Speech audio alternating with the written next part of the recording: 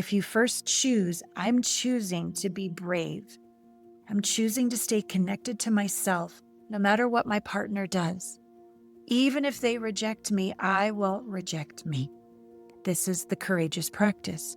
I'm not here to control the outcome and control my partner. We all know what that feels like.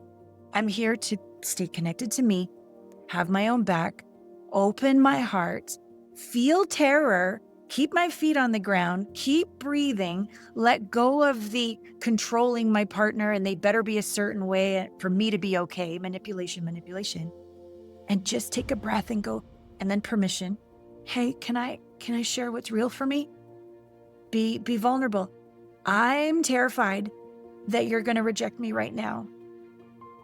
Is now an okay time for me to say what's really going on?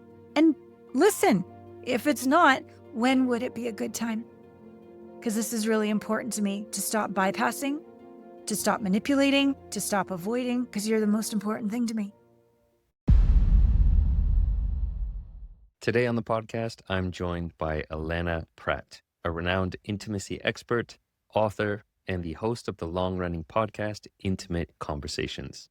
For more than 20 years, Allana has helped individuals and couples heal heartbreak, rebuild trust, and create deeper connection. She works at the intersection of embodiment, vulnerability, and relationship repair, with real-world experience supporting couples navigating porn and sex addiction, emotional disconnection, and the slow drift from partners to roommates. In this episode today, expect to learn what intimacy really means beyond sex and why it's the foundation for lasting connection, a step-by-step path to rekindling desire, including dyad practices and slow build intimacy rituals, how to speak vulnerably without collapsing into neediness, why nervous system work can transform compulsive patterns like porn use, and much more. If you want support on this journey, check out my group program, Unhooked Academy, at unhookedacademy.com. It's the program designed to help you get free from porn without shame and build skills for long-term recovery. I also currently have a few spots open for my one-on-one coaching. Spots are limited, so if you're interested in more direct support, visit jeremylipkowitz.com/intro to learn more. And now, without further ado, please enjoy my conversation with Allana Pratt. Welcome back to the Unhooked podcast. I'm your host, Jeremy Lipkowitz. Today, joined by a new friend, Allana Banana Pratt. Nice to have you on the show. How are you doing today? It's great to be here.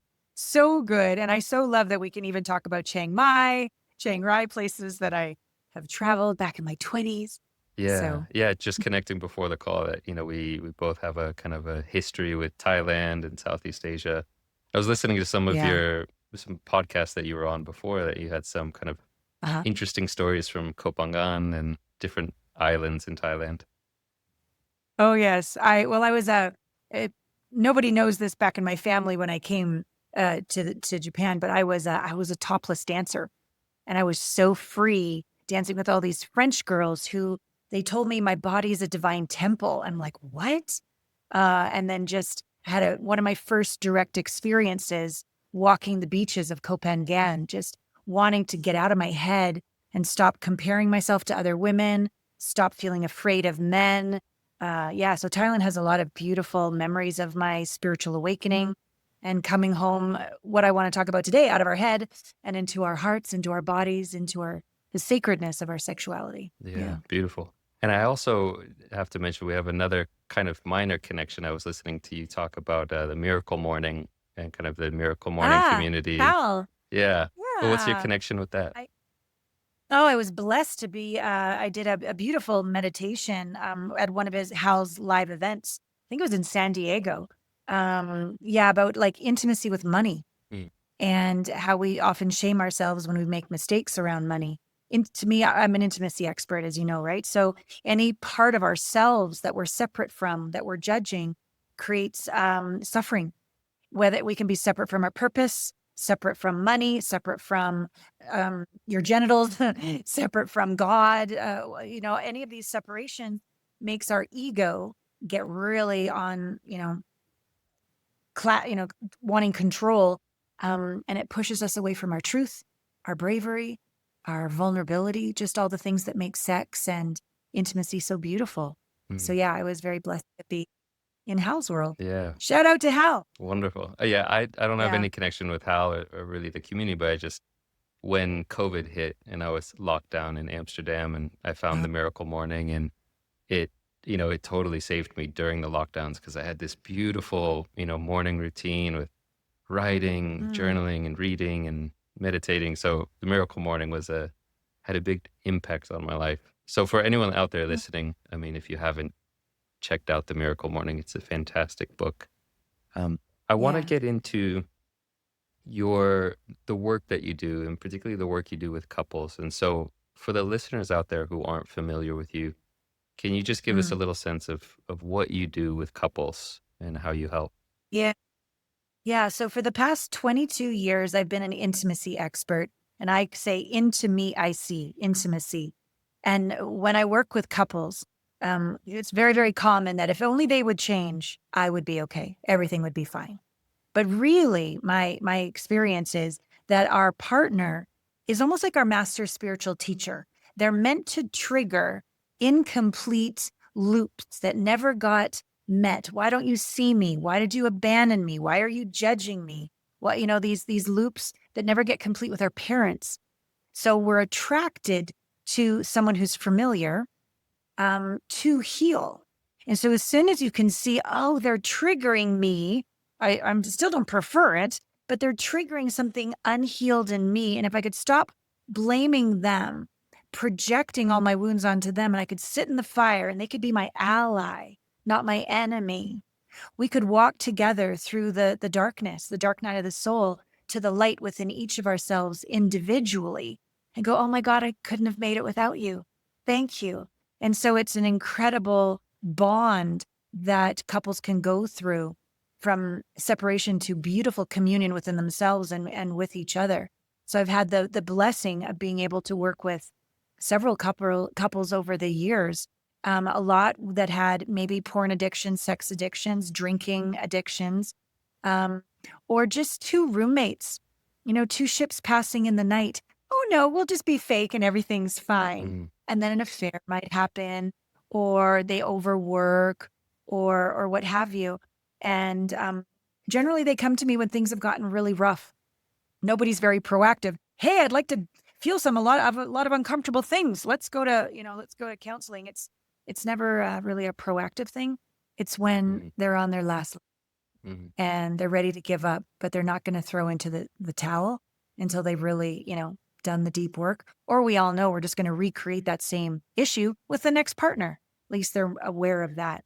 And I'm very, very proud of the couples that have done deep work with me. Yeah, beautiful. And that last kind of situation you mentioned of the two ships passing in the night, it's one of the things I see quite often with the people I work with is just this disconnection. I mean, it's slow drift apart over time. Um, Yeah. and, I guess to take a step back and really look at what intimacy means. What is it? Because I Mm. think a lot of people think, oh, intimacy, that just means having sex. Let's have more Sex. sex. But No. what is intimacy? So it's various aspects, but the first would be something we share, some sort of shared vulnerability, shared transparency, someone who's going to listen and not fix or judge. This real safe place to display your heart wide open to another and not have them leave the room, reject you. In fact, the opposite, lean in, get curious, tell me more. Wow, you have every right to feel that way. If I was in your shoes, I'd feel that way too. It's a real, like, shared journey to be real with another. And then to me, that's not even possible with another if you can't do that with yourself, which is why I said earlier, intimacy, into me, I see. When we have an emotion arise, do we shove it down? Do we judge it as wrong? Do we avoid it, deny it? Or can we go to our own, I call it like little you that could be in your throat where you can't quite speak your truth, or in your heart where you close it down, or your gut where you're feeling anxiety, or for women like permakegel, like, my vagina is so tight I can't relax, or my shoulders. So can we be with our body? Can we be with our emotions? Can we not judge and avoid ourself? Can we learn how to sit in our own fire, our own darkness, and learn to not reject ourselves? I think that's like the main piece. We've never, at least me, never been taught that feelings are even good or right or a guidance home to an even deeper sense of oneness and wholeness within myself is like anything other than happy, that's got to go. Mm. Yeah. And I did not have an intimate relationship with myself. So 2 divorces, the only one in common, me. So that's when I rolled up my sleeves and started to do my work. Mm. Yeah, I think it's so interesting around emotions that so many of us have this relationship towards emotions. Anything that other than happiness that is just, oh, this is something I have to get through, or this is a burden, as opposed to seeing all these different emotions as messengers, as, guides of something to look at and saying, oh, hey, this is something I need to check out. That they can be a real source Yeah, of wisdom or kind of insight and learning rather than just a burden to bear. correct. And a lot of us don't understand, and I didn't understand this either, that an emotion, when you feel it, and you allow it, like you get your head out of the way, you get the outcome out of the way, you get the judgment out of the way, and you just allow it's like the somatics, the body, you just allow yourself to feel what's arising. And it's almost like getting on a surfboard. You just take the journey. Mm. Maybe it's going to get a little more intense. Maybe it's going to shift or change. Maybe it's going to start in your forehead. Then it's going to move down to your shoulders, then drop down to your genitals. Like it, just be curious about where it's taking you. It will keep evolving, keep transforming, keep integrating, keep processing. And it's like your autonomic nervous system is going to come all the way back. I mean, I was dissociated. I wasn't even in my body, Jeremy. I was spinning so fast to be sure that you didn't hurt me that I wouldn't even let myself feel how terrified I was 24/7. I just became this massive overachiever. But when I started to learn how to come back into my body and feel through feelings of hopelessness, oh, where's my next glass of wine? I didn't want to feel that. But if I could be with myself through hopelessness, or what's the point? Then I would get to this intense, scary terror, panic, rage, something really socially unacceptable. And I wouldn't hurt another and I wouldn't hurt myself. I would just feel it. And then I would get to this sense of relief. And then all of a sudden, they call it 0 point, stillness, oneness. It's like this the wisdom of why that challenge happened. If you feel the emotion all the way to the end, you'll have this sense of awareness, compassion, forgiveness, and like it's like instead of like, I want to be strong, I'm strength itself. Oh, I want to be able to be brave. I am the embodiment of bravery itself. You become the gift that that experience was meant to give you in your body. And then you bring that into a conversation when you want to normally run for the hills or blame them and slam the door. You have that ability to breathe because you've done it yourself. You have the ability to lean in with your partner because you've done that with yourself. And then in partnership, you can be there through that whole conversation to the end. And maybe they'll cry. Maybe they'll go through these emotions, but you don't go anywhere. You're the banks of the river. You're that safe listener. And then right before your eyes, they get back to zero. They have their moment of breakthrough or insight. And then they have a moment of gratitude. I couldn't have got here without you. Thank you. I needed you. Mhm. Right? Yeah, I think it's a beautiful reframing of emotions, what you said earlier about these emotions being like waves, that if you can learn how to ride on top of them, like the saying that was coming to me is just that, these emotions are energy that can take you places if you know how to work with it. Like Yeah. everyone who's been in the ocean with a strong wave knows what it feels like to just be smashed by a wave, and it just, if you're just Yes. standing right on the edge in it, it can really take you down. But if you know how to surf it, it can take you places. So whether it's anger, lust, sadness, loneliness, boredom, grief, if you learn how to actually work with the emotion, it can be an energy that takes you somewhere. Right. And then back to your question around what is intimacy. So it's not genital copulation. That's genital copulation. So intimacy is this vulnerable, honest, raw, real way of being present to yourself and present to another. And it creates such safety and connection when I don't have to be perfect. I don't have to have the answers. I don't have to have it all together, and you're not going to go anywhere. Oh, well, then I can be with my emotions. But if you're going to reject me, if I'm anything other than happy, I've got to shove me down and put on ficky fake. Yeah. Right. And that's, I think, leads to two ships passing in the night. It's not safe to be a human to Well, yourself or to your partner. yeah, there's a bit of a paradox here, and I'd love to get your take on it because Mm. I think a lot of us do know that feeling of when we can kind of have the courage to be vulnerable, that it can feel so liberating, to just really be Yeah. totally honest with our partner and say, this is how I'm feeling, and I don't want to hide this from you. And this is, really being vulnerable, authentic, intimate about Yeah. what we're feeling can be a huge liberation. But the paradox here Yeah. is that it can also be one of the most terrifying things to do. It's the most frightening thing to 100%. do. So, it's Massively. it can be a source of safety, but it's also incredibly terrifying. So how would you advise people to work through that? Well, to me, the other side of terrifying is the liberation. You're not going to get to safety, liberation, connection, freedom without first sitting in the fire, Mm, without first being brave, without first being courageous. And courageous doesn't happen in the mind, happens in the body. La cour, the heart, courage, right? So if we're going to try to navigate this so I don't get hurt again, say the right things so they don't reject me, where am I? I'm in fear and I'm in my head and I'm not accessing bravery or courage. They know I'm strategizing and manipulating the situation. They can already spidey sense that something's off here. And that makes them even more defensive. So then you get to be right. See, they'd never listen. See, I can't be around them. But if you first choose, I'm choosing to be brave. I'm choosing to stay connected to myself, no matter what my partner does. Even if they reject me, I will reject me. This is the courageous practice.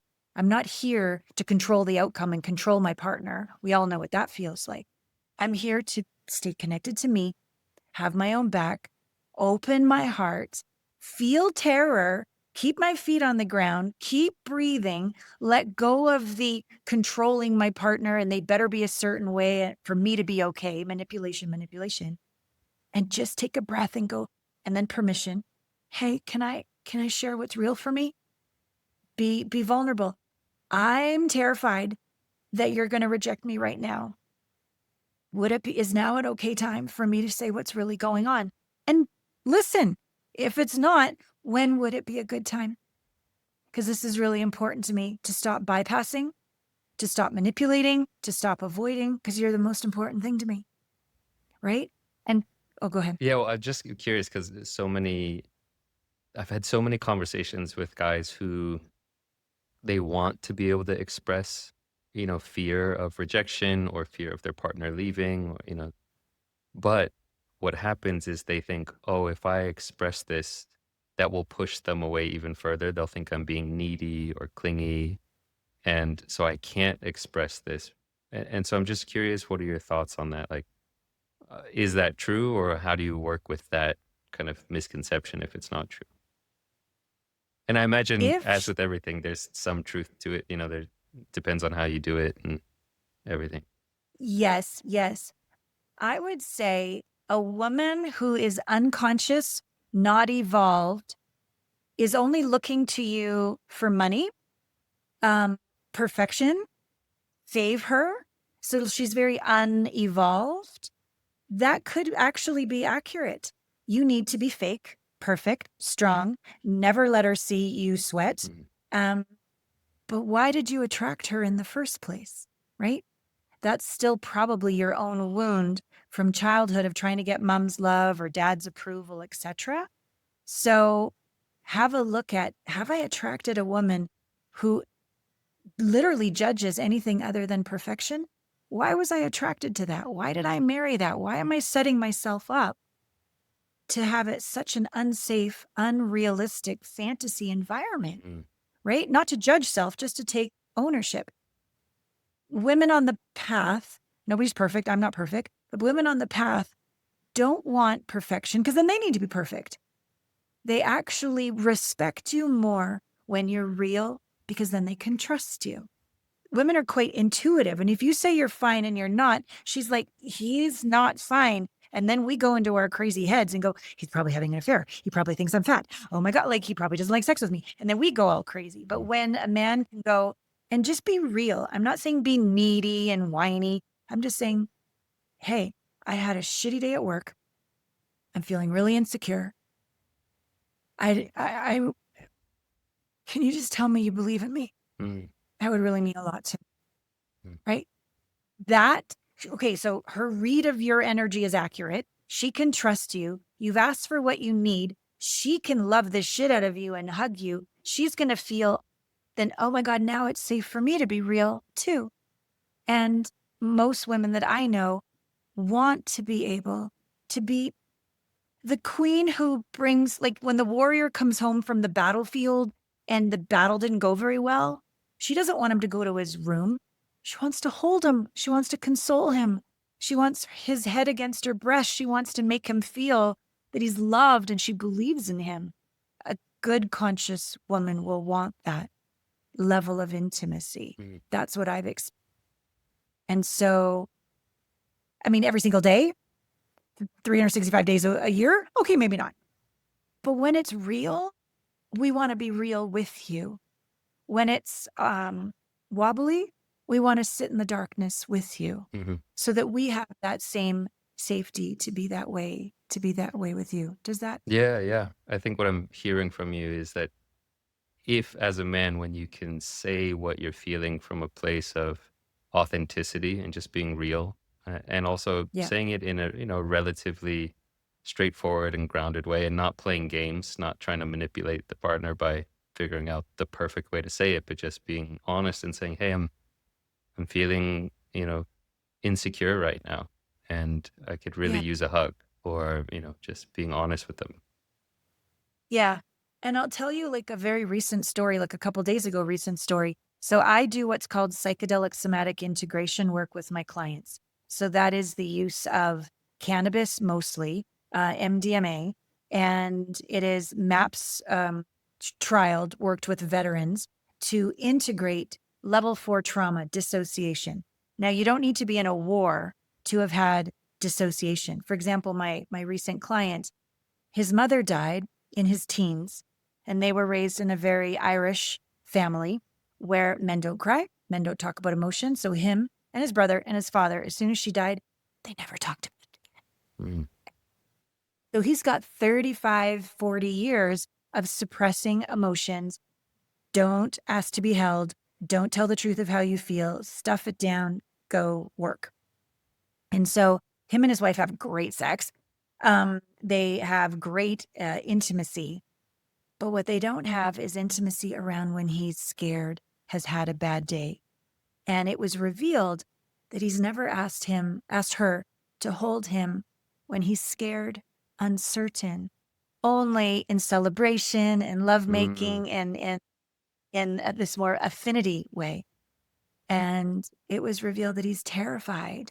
16 years of marriage, terrified that if he actually asks for a hug when he's insecure, she will reject him. She's a very high powered lawyer. She's like a kick ass, badass woman. Right. And I said, let's risk it. Let's risk it. mm, You might be right, but you might be wrong. And so he slowly but surely has, in like their morning practice, instead of always holding her, said, you know what? I've had his dad is aging right now. I'm feeling really scared about losing my dad. Would you be willing to hold me? And she's like, oh, I thought you'd never ask. And she had all this love that she's giving the kids or giving her friends or giving other people, that she has all this leftover, like, what am I going to do with this? She wants to be there for him too. mm, And their intimacy has just skyrocketed. So it's safe for both of them to be hot and sexy, to knock it out of the park with their wins in life, but also safe to give each other a hug when the other one needs it. And his shoulders, he's got big muscle, big.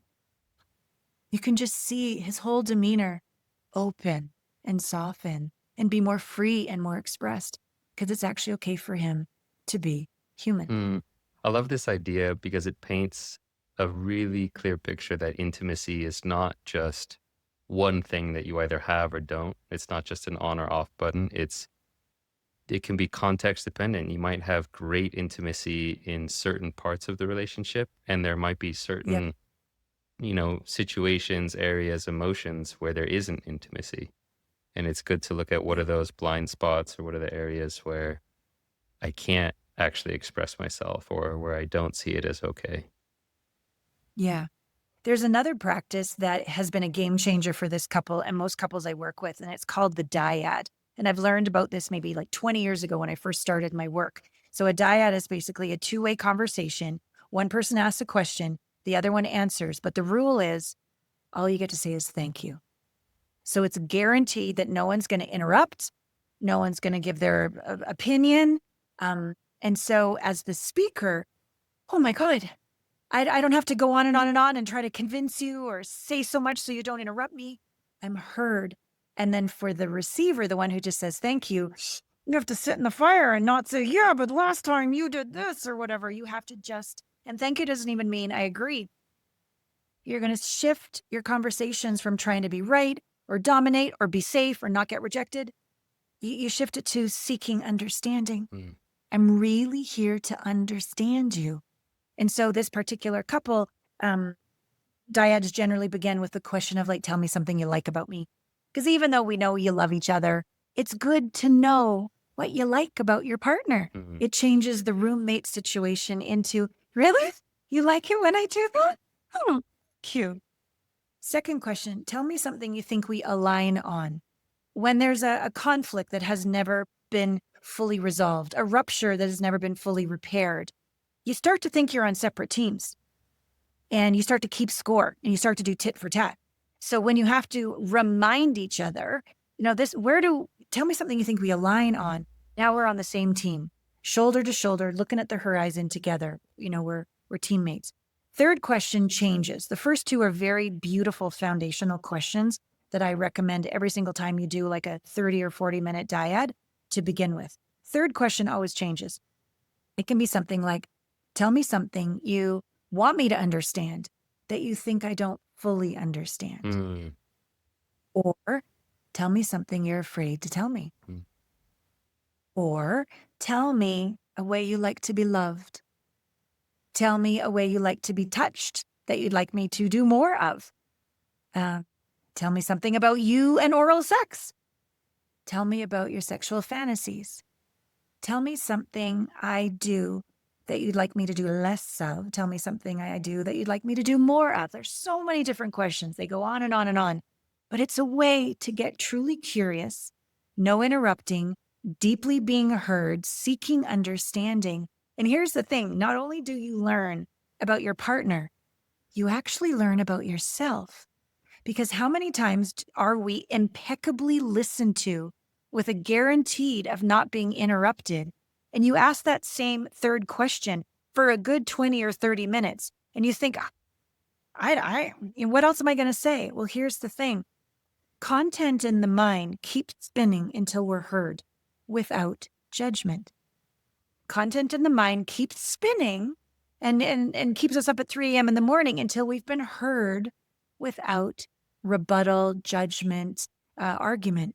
Once you get through the content of your mind, that's not really who you are. You're not a mind. You have a mind, but your soul, your truth, your authenticity isn't found in the cognitive analysis of your beautiful brain. It's down in the heart. It's down in the gut. It's down in your hips. It's down in that pre-verbal subconscious, So once you've been talking that very same question, tell me something you want me to understand that you think I may not fully understand. Well, you got your point across in the first 5 or 10 minutes. And the person just said, thank you. Well, then they ask you the same question again. And underneath the crankiness is often anguish or sadness or loneliness or a sense of abandonment. And when you get that across and you're not judged and you're received, and then you go deeper, you start to truly connect with your own heart's longing, your true sacred sexuality that you really ache to be free in. There's a truth that's going to shock you.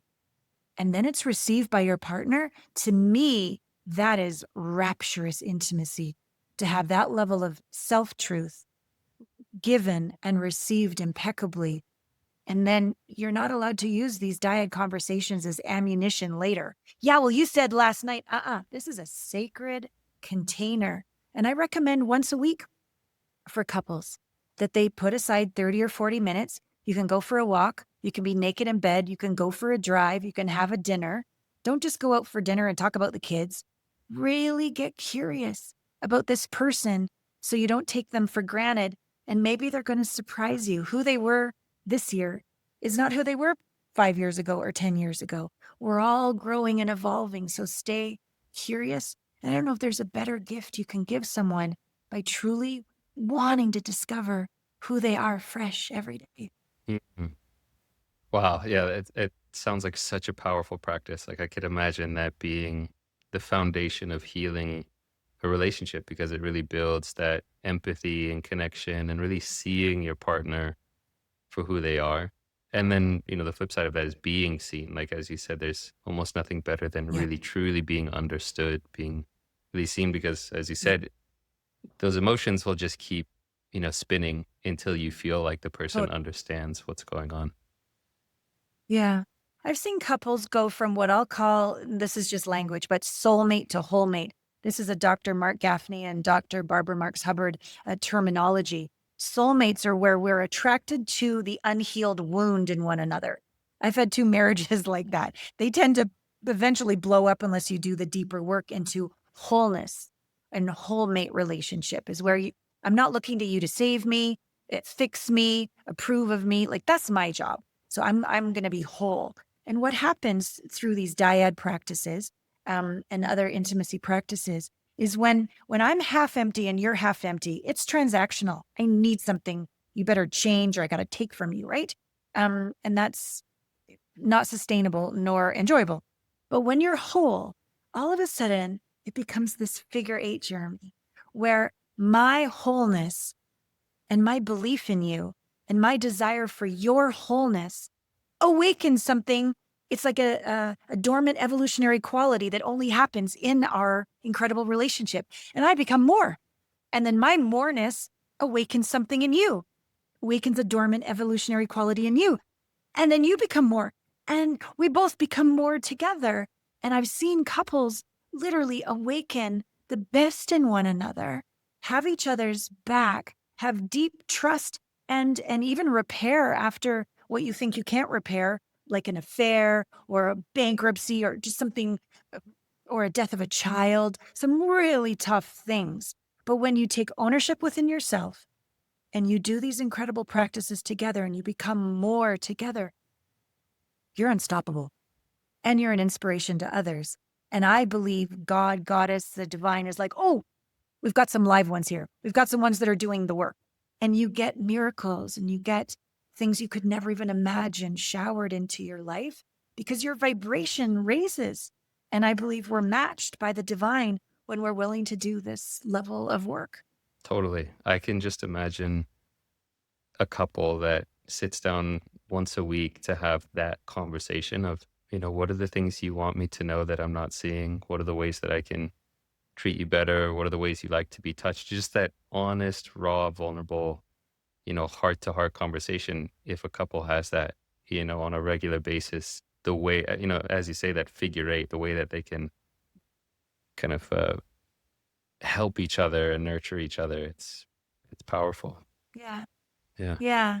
And just to be around, I have one couple right now in my coaching practice, especially, and the other singles on the call getting over nasty divorces, or they've been single for a long time and they're losing hope. And they see this couple be real and do the work. Oh, I just wanted to rip his head off. I just wanted to throw him off a cliff. But we did a dyad. Ooh, he didn't want to do the dyad, but I made him do the dyad. And then this breakthrough. And so we're seeing as singles, oh, it's not just all bunny rabbits and roses. It's intense. It's hard. You don't want to take ownership. You don't want to open your heart. You don't want to sit down and be present. You want to be right. And this, you've got a tool and a regular commitment that once a week, okay, we're busy with the kids, we're busy with work, but I know on Thursday night, I'm going to be seen. I'm going to be heard. I'm going to see him. I'm going to honor him. I'm going to open to him. Right? knowing that that's on a regular, consistent basis, and then watching them on these calls, people who have really almost given up on love are reminded, don't give up on love. Mm. Keep showing up. Yeah. Yeah. Let's get into some of the mistakes that people make in rekindling intimacy, because I imagine that there are a lot of misconceptions or just common mistakes that you've seen over the years from the people you've worked with. So what would you say are some of the biggest mistakes that people make? Um, Couples that come to me, they've been having fights for a while. They're probably not having a lot of sex.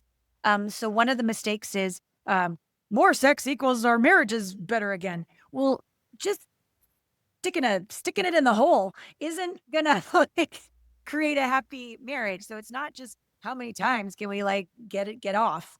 Um, and also once we do get back into the bedroom, I give them like this 21-day intimacy rituals, and I give them these containers of safety where they're guaranteed to win. So maybe he's having erectile dysfunction. Maybe she's really dry or not orgasming. Maybe he's in his head fantasizing about porn and actually not present to her. Maybe she feels fat. I don't, whatever it is. And then say, oh, go have sex. Well, it's too much too fast. Day one, all you're allowed to do is hold hands. That's it. 30 minutes, not allowed to do anything else. Sorry. Day two, just eye gazing. That's it. Just eye gazing. 20 minutes. Just look at each other.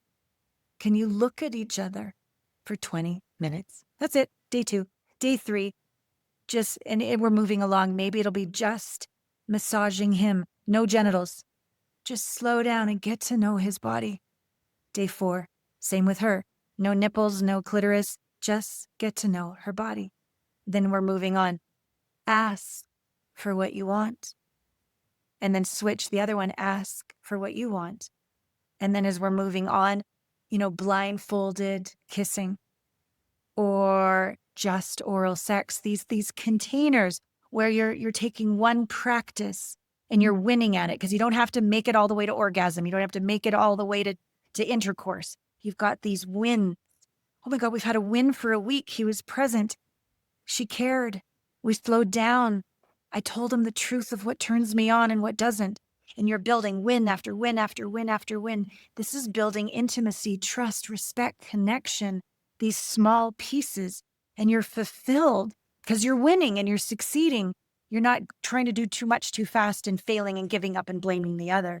And then when we start to move into intercourse, I'm so sorry, you're not going anywhere near there for 20 minutes. Her system is different than your system. On average, she needs around 30 or 40 minutes to even be open to your penis without having to use lubricant.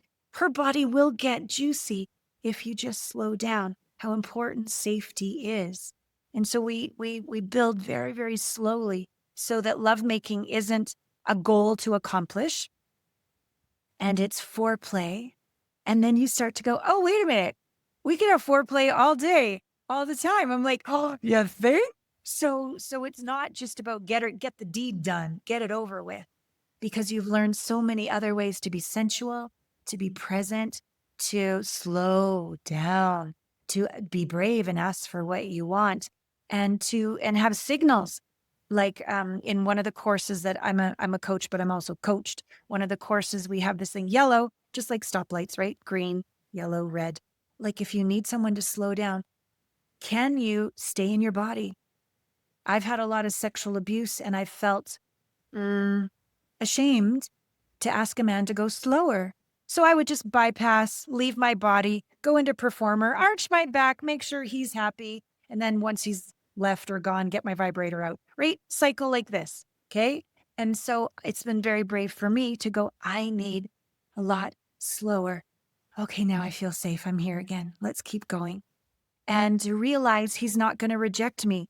Convinced he would reject me, but actually more care, more nobility, more protection comes when I actually tell the truth that I need it slower.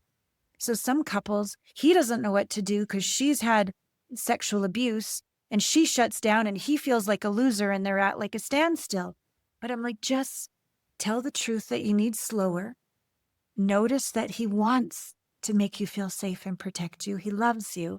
And we can move through these impasses when we bravely speak truth. And again, if we can't hear our own fear and then speak it, then so it has to be intimacy with self and then intimacy with others. But when we do this together, the breakthroughs that occur is just beautiful. And sometimes couples realize, oh my God, there's more than just a clitoral orgasm.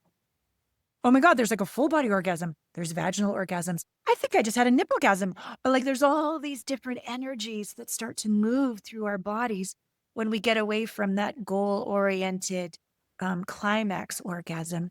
And we make the sex date 3 hours, not 30 minutes, right? No, quickies are fun, but really, like, we have one night a week where it doesn't even matter if intercourse happens.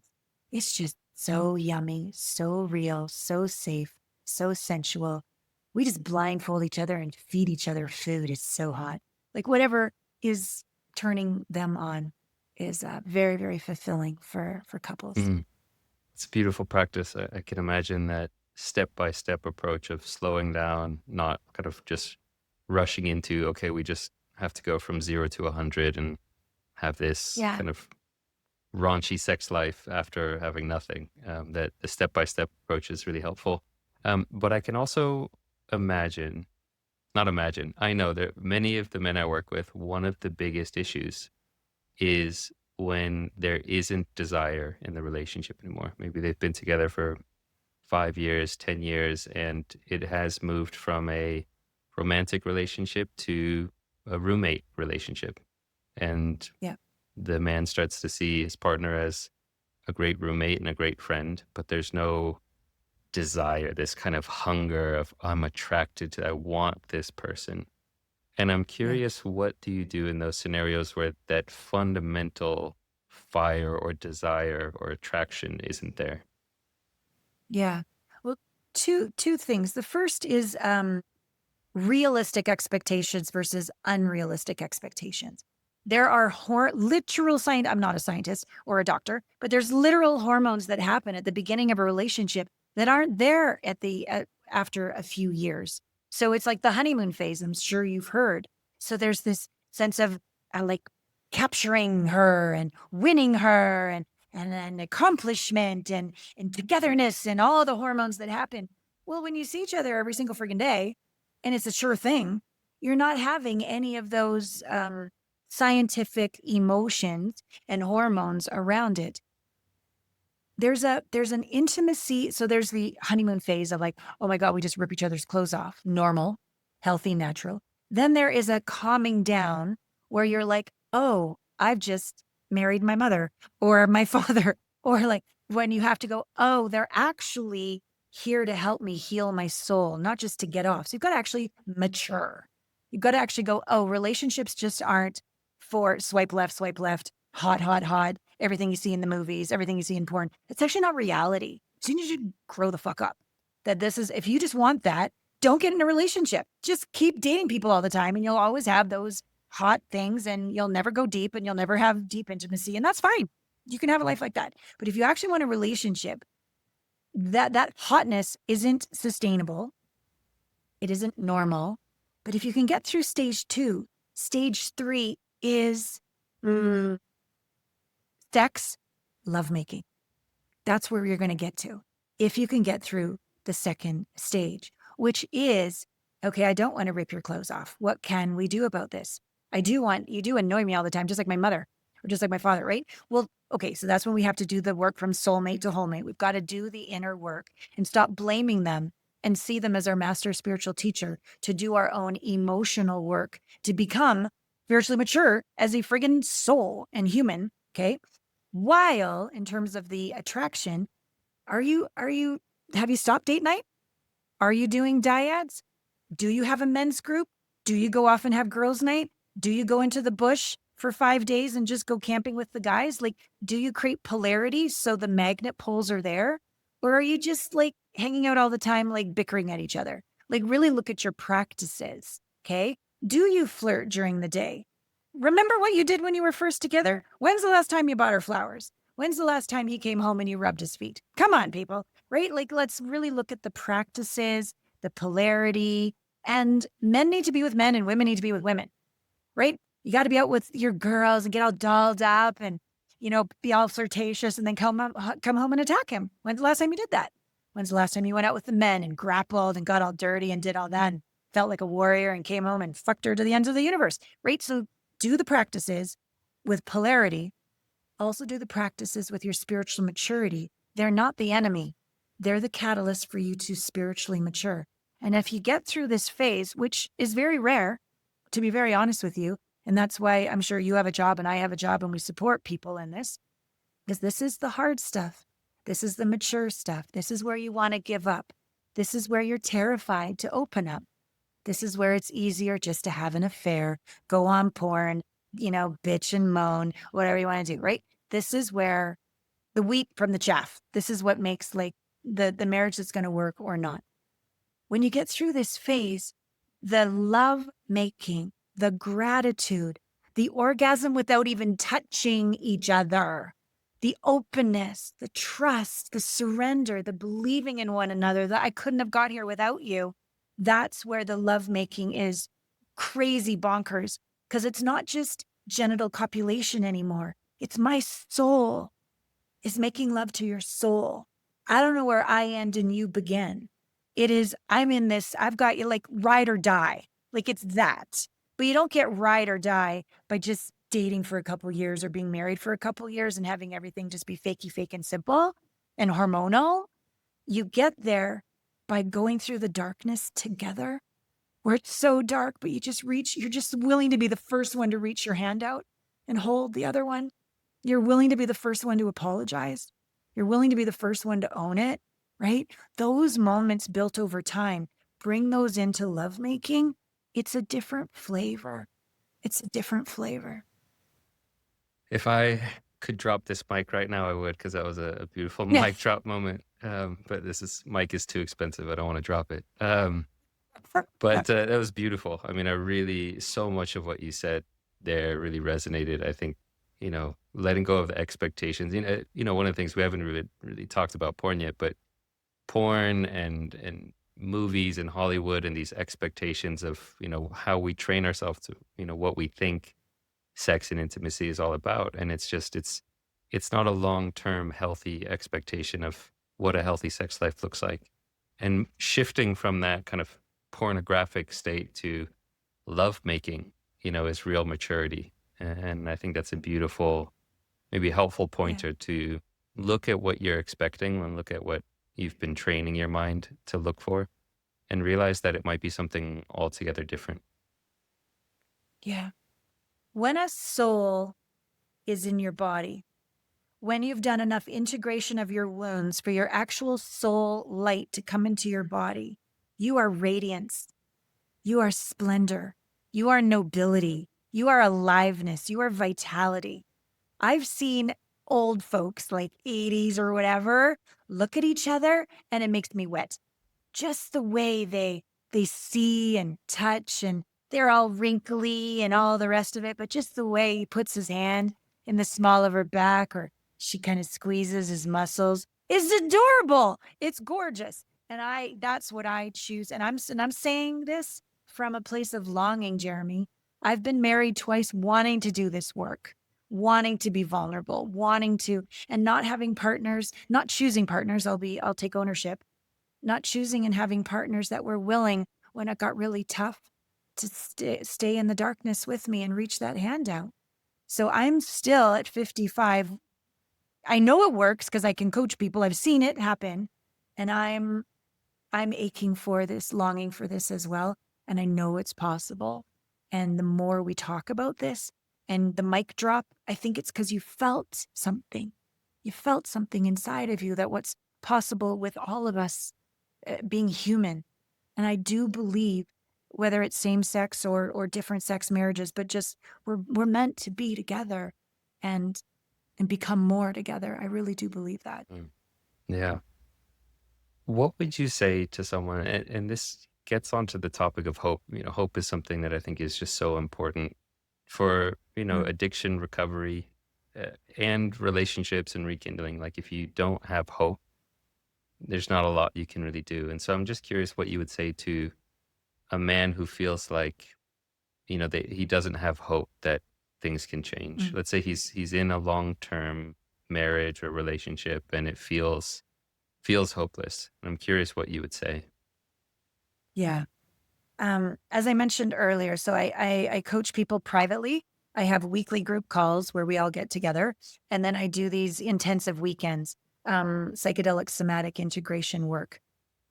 It's really important to let go of the secondary consciousness of the mind, trying to figure out what am I need to do? Is it going to work out? Should I just give up? Right in the mind. And these low doses of medicine allow us to go into the primary consciousness of our body and feel. And then I'm the safe facilitator, the non-judgmental divine feminine in me, the divine mother, divine feminine. But I'm also, I will never let you fall. I'm a badass. So my masculine is like, I got you. No matter whatever darkness we go through, I got you. These are my superpowers. So when a man is hopeless, that I'm going to call that level 3 trauma. Level 4 trauma is when you leave your body, you dissociate, you just work all the time. You've got that fakey fake face of like happiness because you're actually numb, right? You're just numbed out and you're just like going through the motions. When you come back in the body, when a spirit comes back in the body, level 3 trauma is hopelessness and it's real. What's the point? Why try? I've been rejected so many times.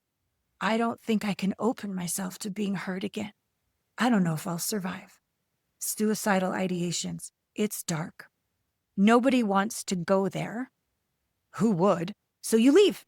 Where's my beer? Where's porn? I'm going to stay. I'm going to work late, right? Another vacation, work vacation, right? So people generally loop between 3 and 4, 3 and 4, 3 and 4 for decades. When I get my hands on them, when they come into my coaching program, when I have the distinct honor and privilege of sitting in that darkness of hopelessness with someone, and they don't get to abort mission, they don't get to go for the glass of wine, and they also get seen and heard. You have every right to feel this way. You've been rejected. You've initiated sex for 15 years and you haven't had sex. And the forgiveness and the understanding of course, you've been on porn. You've had no attention whatsoever. You just need some sort of release, like just this complete honor of their hopelessness. Something in the autonomic nervous system, something in our body moves when we're seen and held and heard and gotten. I'm not doing anything. You're not doing anything. We're actually allowing the body to feel what it's never been able to feel through completion. Hopelessness, when felt all the way through to completion, resolves into hope, natural possibility. But you don't get there through the mind. That's the mistake. You get there through the body. And you also don't get there alone, in my opinion. Maybe you sat in a cave for 30 years, you might get there. But the idea is trauma occurs in relationship and healing trauma occurs in relationship. So normally the wife or the girlfriend, it's just too much for her to see how truly hopeless he is and that she's had something to contribute to that. And couples just can't do it. So a third party facilitator sitting with his or her hopelessness all the way through to completion resolves it in the body. And then the body goes to level 2 trauma. And it's generally feeling through something that has nothing to do with the husband, wife, or boyfriend, girlfriend. We're all the way back to childhood. Something dad never did, mom never did, dad did, or mom did. And there is an authentic feeling they never got to feel back then. Rage, terror, panic, sadness, whatever it was. And then it's very short, very acute, maybe 30 seconds, 60 seconds. That's level 2 trauma. And again, I'm right there with them. You have every right to feel that. Take me with you. I'm not going to drop you. I got you. And we feel this intensity. Then it goes to level 1 relief. I lived. Their body thinks they're 5 years old. The wound is held in their body at 5 years old. They finally got through it. Then they got all the way back to 0 point. That's where it is hope embodied. Possibility embodied. Anything is possible. I am love itself. I am hope itself. I am courage itself. I I am bravery itself. I am full self-expression itself. I am freedom itself. I am freedom of expression itself. Like, it's in their body because they've allowed their autonomic nervous system to come all the way back. They're out of their head. They're in their body. And at the end of this journey, they're free. The light is back in their eyes. They have hope. They have freedom of expression. They have courage to say what they haven't been able to say. And if I can have, oh my God, the blessing of two people going through this, a husband and a wife. Mm. Yeah. Yeah. Total breakthroughs in marriages for sure. And it doesn't actually require both. It's pretty rare, but sometimes I only work with the wife. The husband never knows. I only work with the husband. The wife never knows. They just know that they really enjoy who they're living with. The communication's getting better. The authenticity is skyrocketing. The sex is getting better. And it has nothing to do with figuring anything out. It has everything to do with dropping into the body and feeling through whatever they've not been able to feel through in the relationship. Yeah, beautiful. I definitely resonate with that, dropping into the body. So much of that is just nervous system regulation and learning how to heal what's going on in the body and the nervous system. Yeah. Yeah. And the wisdom on the other side of it and the embodiment of hope Right. that's our birthright is on the other side of the integration. Right. Yeah. The innate wisdom that's there when you're not masking it Yeah. with fear and stories and insecurities. Yeah. Yeah. Yeah. Yeah. Well said. Beautiful. Well, last question is, if people want to learn more about the work you do and get connected with you, where should they go? Lots of places. So first, my website is my name, alanapratt.com/connect. You can book a call with me. That's just the most direct route. If you want to get to know more about me, I have a podcast, Intimate Conversations. We're in our 13th season. I interview experts. I interview a lot of my clients, and I'm even interviewed. So it's a great place to get to know me more. YouTube channel, 6 million views. There's probably a video by me answering something there, or Instagram. And then lastly, we have a Patreon channel. It's very inexpensive as a way to I answer my clients' questions and I share vulnerably. Most of my clients say they like working with me because I'm not perfect. I'm very vulnerable and I'm very credible, and I really do walk my talk. So those are a bunch of inexpensive or free ways to get to know me, or you can just directly book a call with me. Yeah, you are all over the internet, so people should definitely be able to find you. Yeah.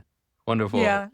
Well, thanks so much for joining me on the call today. I mean, it was really, I think, opened up some boxes. I know, that some of the listeners are going to have some deep insights listening to this. So thanks for sharing, and thanks for coming on. Oh, and please, thank you for having me. What a wonderful way to end my day. The sun went down. It's all dark now. And thank you. Yeah, thank you. All right, folks, that's it for another episode of Unhooked. We'll catch you guys on the next episode.